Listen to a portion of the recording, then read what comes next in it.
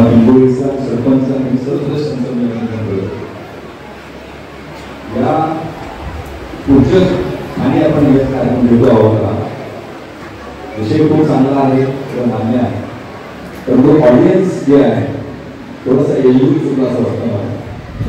कारण 8वी ते 10वीचं जर बोला असली तर थोडं झालं असतं, कारण मी तुला अजून थोडीशी लहान आहे तेवढ्या त्यांना अजून ते नाही आहे.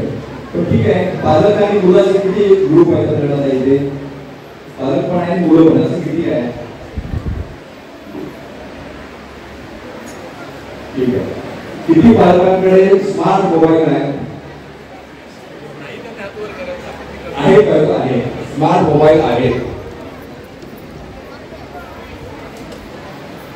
शिक्षक किती लोक आहेत? शिक्षक मंडळी किती शिक्षकांकडे स्मार्ट मोबाईल आहेत? सगळ्यांकडे.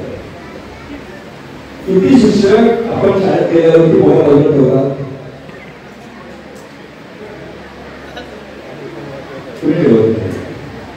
किती पालक मुलाबाळांना मोबाईल बघतात, रील्स बघतात, युट्यूब बघतात, रेसिपी बघतात, काही वेगवेगळ्या सुरू असते.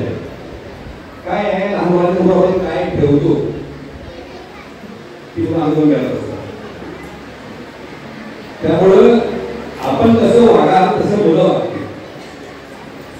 जसं भगवान सांगितलं की आपल्याकडे आमच्या काळात म्हणजे कधी गॅस पिढी नाही म्हणून सांगतो की आम्हाला कधी पॅन्ट पैकी मिळाले, कधी शूज पैकी मिळाले, आम्हाला सुद्धा आठवत नव्हती आहे. कारण ते फार कष्टाने आणि फार इंतजार म्हणजे वाढ करून आलेला आहे. आजकाल मुलांना आपण डिसिजन देतो, कारण मला मिळालं नाही मुलाला मिळालं ही भावना पाहिजे. चांगली भावना वाईट असं नाही आहे त्यामध्ये काही, परंतु काय देतो आहे हे देताना आपण त्याचा विचार करतो का हा करायला पाहिजे. जसं मगाशी म्हटलं की मोबाईल वापरताना आपण आपला वेळ किती वाया घालवतो हे जर बघितलं आपण तर काल एक लेख आहे लोकसंख्यामध्ये साधारण भारतीय दर दिवशी मिनिमम 5 तास मोबाईल वापरतात.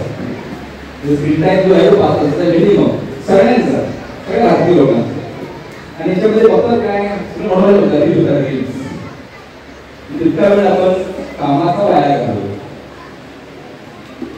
मोबाईल आपला असणं आपलं खूप चांगली गोष्ट आहे, कारण आपल्या हातात ज्ञान आलेलं आहे.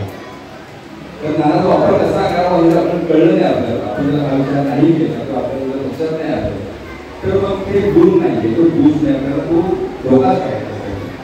हा विचार आपण केला पाहिजे. हा विचार पालकांकडून मुलांकडे, शिक्षकांकडून मुलांकडे केला पाहिजे, तर हे पॉसिबल आहे, शक्य आहे.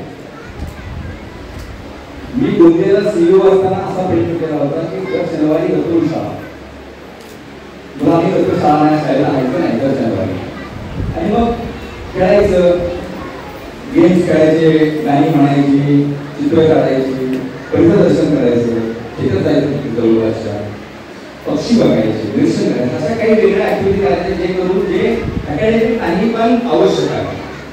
कारण अकॅडमिकचं फार फायदा पुढे होतो असं नाही आपल्याला आपल्याला. पण हे परिसर जर दर्शन घेतलं, आपण माहिती जर घेतली, माहिती परिसर घेऊन तर आपल्याला नक्की उपयोग होतो, कुठला उपयोग करता येतो.